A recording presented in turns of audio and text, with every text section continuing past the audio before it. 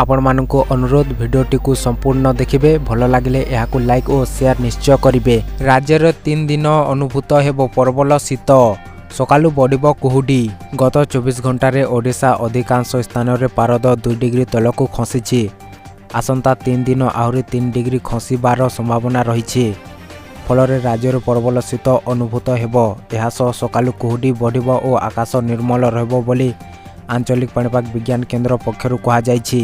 सोमवार दिन बलांगीर कलाहांडी कंधमाल सोनपुर अनुगुल और बौद्ध आदि जिले में सकालू हालुकार मध्यम धरण कुहुडी पड़ा। गत रातिर राज्यर सर्वनिम्न तापमात्रा किरेई ठारे 10.5 डिग्री रेकर्ड करा जायथिला।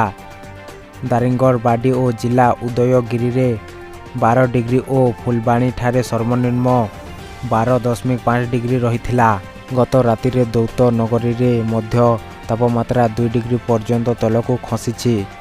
भुवनेश्वर सर्वनिम्न राति तापमात्रा 16.1 डिग्री और कटक 15.8 डिग्री रही। आज राजधानी और यार आखपाख अंचल सकालू हालुका कुहुडी पड़ब आकाश निर्मल रहिब।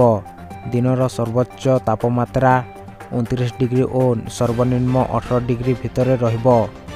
यह व्यतीत बंगोपसागर में सृष्टि हेबाकु थिबा संभाव्यत बात्यार सीधासलख कौन प्रभाव ओडिशा उपरे रहिब नाही बोली पाणीपाग केन्द्र कहिछि।